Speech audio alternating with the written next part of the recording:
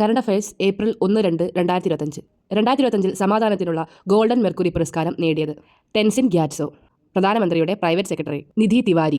2025 വിരമിക്കൽ പ്രഖ്യാപിച്ച ഇന്ത്യൻ വനിതാ ഹോക്കി താരം വന്ദന കതാരിയ. ശ്രീനാരായണ ഗുരു ഓപ്പൺ യൂണിവേഴ്സിറ്റിയുടെ ആസ്ഥാനം സ്ഥാപിതമാകുന്നത് എവിടെ? ഉത്തരം മുണ്ടയ്ക്കൽ. ഇന്ത്യയിൽ പ്രദർശനം നിഷേധിക്കപ്പെടുകയും എന്നാൽ ഓസ്കാറിൽ മത്സരിക്കുകയും ചെയ്ത സിനിമ?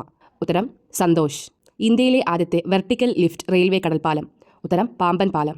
ലോകത്തിലെ ഏറ്റവും വലിയ തുകയ്ക്ക് ലേലം ചെയ്യപ്പെട്ട ഇന്ത്യൻ കലാസൃഷ്ടി? ഉത്തരം ഗ്രാമയാത്ര. വരച്ചത് MF ഹുസൈൻ.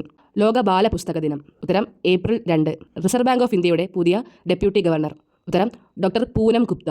ഗാന്ധിജി ശ്രീനാരായണ ഗുരുവിനെ ശിവഗിരിയിൽ സന്ദർശിച്ചതിൻ്റെ ശതാബ്ദി ആഘോഷത്തിൻ്റെ ഭാഗമായി നിലവിൽ വന്ന ശതാബ്ദി സ്മാരക മ്യൂസിയമായ വനജാക്ഷി മന്ദിരം നാടിന് സമർപ്പിച്ചതാര്?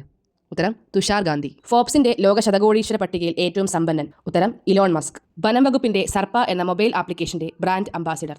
ഉത്തരം ടൊവിനോ തോമസ്.